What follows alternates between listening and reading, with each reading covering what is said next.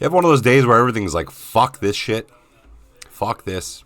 I ain't fucking dealing with it. I had one of those days yesterday, and I didn't know what was going on. Woke up. My kids were running late. 5 minutes, literally 5 minutes. Missed the bus. Whatever. Hop in the car, drive 20 minutes to the school, pull up in front of the school, ghost town. My bad. It's a PA day. Fuck, my bad. Didn't look at the calendar apparently, but whatever. Grab the coffee, black. On the way home, chilling, get home, grab the computer, sit down, start to do some work. Nothing's working. Everything's just a snowball effect going backwards. I'm like, whatever. Go outside, go to cut the grass and do some yard work. Boom, lawnmower breaks. Boom, weed eater breaks. Just a snowball effect of bad things happening. I was like, okay, unplug that, go do something else. Go to log into my bank accounts, got locked out. Don't know why, whatever. Can't do nothing until Monday. Go to do something else, boom, snowball. I was just like, fuck this shit. And I went and sat down. Point of my story is I literally found out that it was, I've been under eating for the last couple days.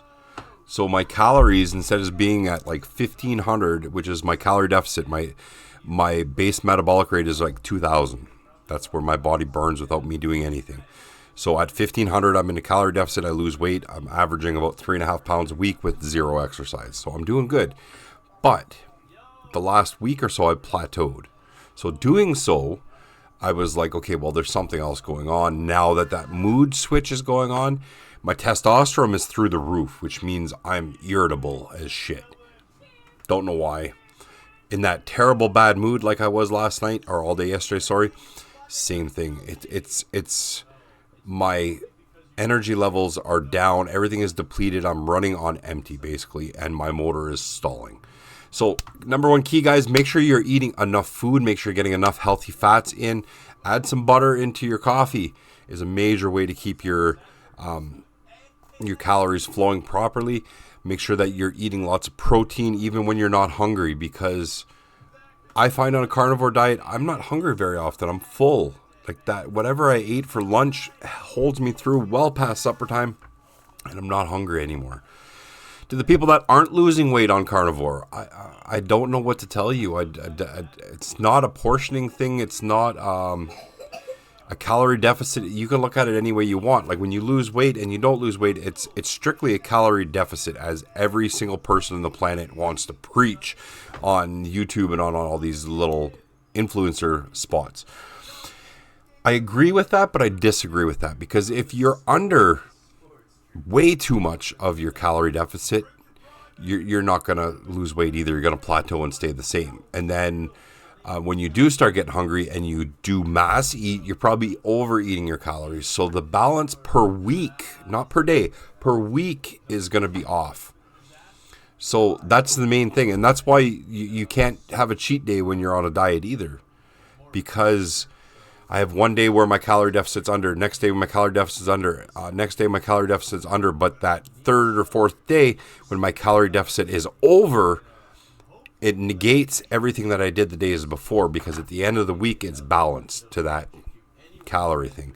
And that's all that matters, is that weekly end. It's not the day by day by day by day. They add up, but the main part is at the end of the week to be 2,000 calories under, 3,000 calories under, 5,000 calories under, whatever your base is dropping and dropping and dropping. That's what's counting, is by the week, by the week, by the week.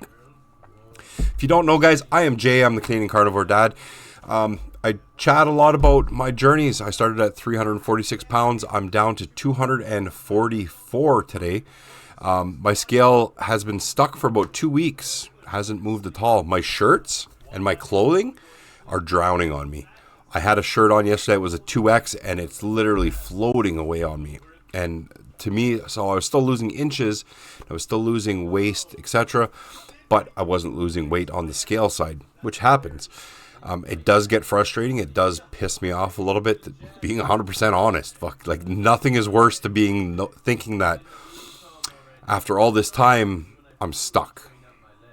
And this whole time I've never felt stuck once. And like I said, I didn't keep going on the carnivore diet just because I was losing weight. I kept going on the carnivore diet simply because it fixed all my other problems with my ADHD and my anxiety and my whatever was going on, my racing brain thoughts, like that all stopped and quieted. The only thing that didn't quiet is my sleep, and I'm slowly working in magnesium supplements and stuff like that. I had a conversation with one of my followers about it, and what they were asking is, they're like, I've always been on taking magnesium, and all kinds of things, and my sleep has gone to shit since Carnivore. And I've heard that a lot.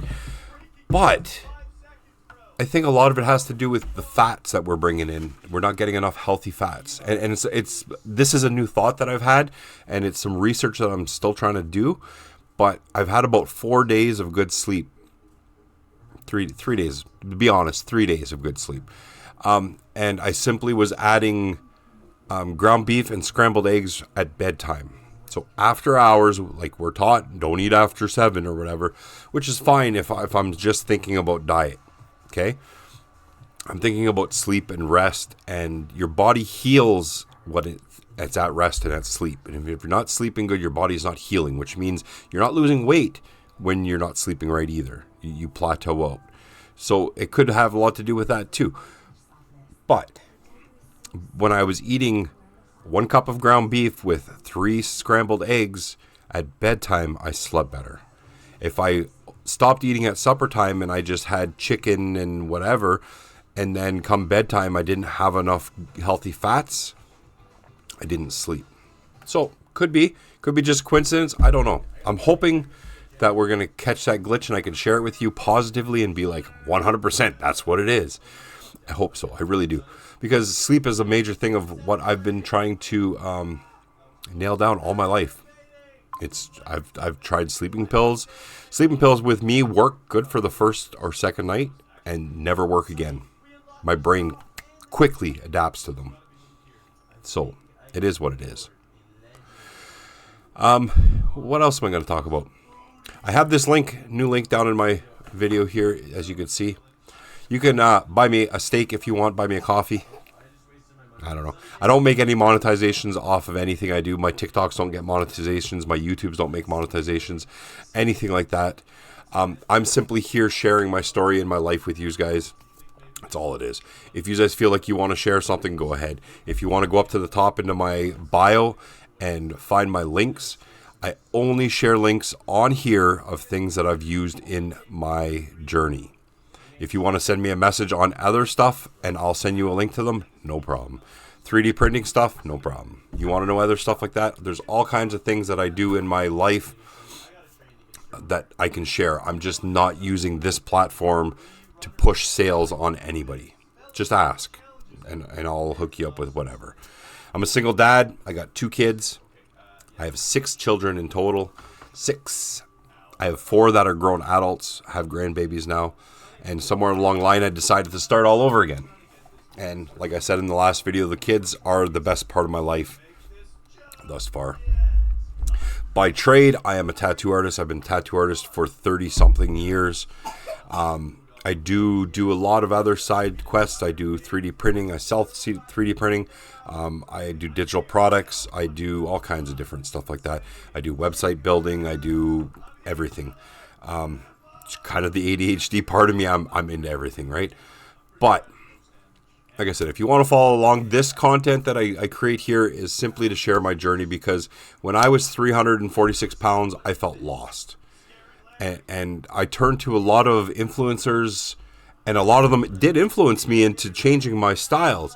But I never followed one of them straight through, because I took little pieces from this guy and little pieces from this girl and little pieces so on and so forth, right? Which we should all do. We should never take somebody full wholly, because nobody is perfect. So I'm not perfect. I'm learning as I go. So if I say something that I don't know, or I'm saying it wrong, correct me. Go ahead. Like I'm not offended by it at all. I am a potty mouth. I do talk back sometimes. I'm not doing it to be rude. I just, sometimes the argument is there for, like, you can't tell me that eating meat and eating the way I do doesn't work, because it works. It's the only thing in 48 years that has worked for me. When I was young and my metabolism was fast, I played football and I was active and stuff like that. I was always like 150 to 200 pounds. That was my average all the way into my 20s. So I was never a big dude. I was never a small dude. I was like, average or above average type of guy, right? So it wasn't until my metabolism started slowing when I got older, and my activity started slowing a little bit when I got older. And that's kind of what comes down to what, right? But anyways, guys, like I said, like, share, and follow. Come along for the journey. I'm only spitting truth, spitting game, trying to do what we do. If you want to follow me on Facebook, you can. My personal account is open. My Canadian Carnivore Dad is open up there. Also, you can find me on TikTok. Also, my personal account is already grown before I started this journey, way back, years now. So I have lots of followers, and I could do lives on that one. I can't do lives on my Canadian Carnivore yet, but hopefully we'll get that up in subs also, and we'll get that one moving. Thanks, guys. Come along for the journey.